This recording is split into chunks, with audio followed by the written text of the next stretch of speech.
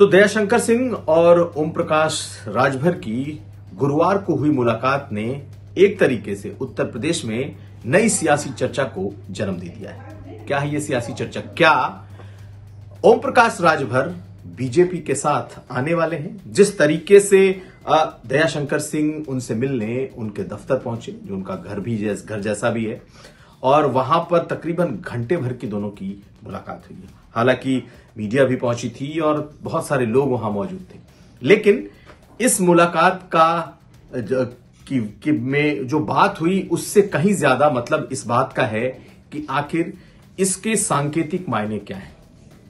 निकाय चुनाव अब शुरू होने वाले हैं। बाकायदा निकाय चुनाव में जो आरक्षण का रोस्टर है, जो सूची है, वो जारी कर दी गई है और ओम प्रकाश राजभर ने भी अपनी पूरी तैयारी कर रखी है।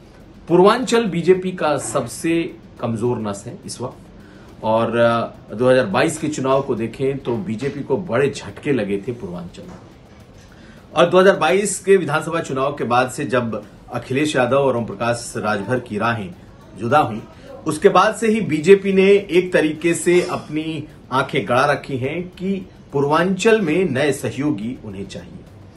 पोटेंशियल तौर पर ओम प्रकाश राजभर उनके सहयोगी होंगे और इसकी जितनी भी कह सकते हैं, जितने भी संकेत हैं वो मिलने शुरू हो चुके हैं।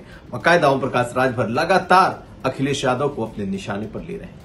हर उस मुद्दे पर जिस पर बीजेपी को आलोचना करनी चाहिए, समाजवादी पार्टी की या अखिलेश यादव की, उस पर बीजेपी से पहले ओम प्रकाश राजभर कूद पड़ते हैं और यही माना जा रहा है कि इन दोनों के बीच की एक केमिस्ट्री बन रही है।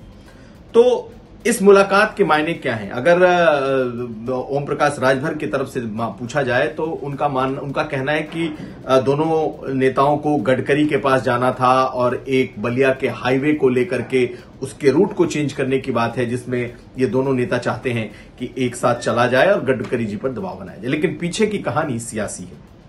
गडकरी के घर जाना से मिलना या फिर नया जो 4 लेन है उसके अलाइनमेंट के लिए बात करना तो अलग बात है, लेकिन 2024 की ये तमाम तैयारियां इस वक्त दिखाई दे रही हैं।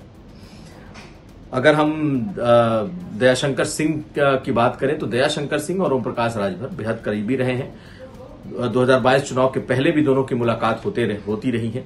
अब दयाशंकर सिंह मंत्री हैं और माना यह जा रहा है कि दयाशंकर सिंह को कहीं ना कहीं ओम प्रकाश राजभर के पीछे एक तरीके से लगाया गया है।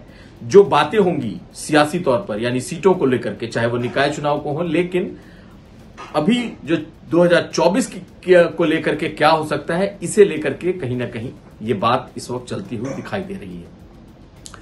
ओम प्रकाश राजभर 2 सीटें कम से कम चाहते हैं। अपने बड़े बेटे के लिए 1 सीट चाहते हैं, मऊ सीट चाहते हैं, बलिया सीट चाहते हैं। इसके अलावा वो 5 सीटों की बात कर रहे हैं, लेकिन जो एक शुरुआती बातचीत है उस नजरिए से इसे देखा जा रहा है और बीजेपी भी ये चाहती है कि ये मैसेज अब अपने सहयोगियों के बीच में दिया जाए और पोटेंशियल सहयोगियों के बीच में, जो आने वाले वक्त में उनके सहयोगी हो सकते हैं, कि कैसे बीजेपी उन्हें एक बार फिर साधने की कोशिश कर रही है।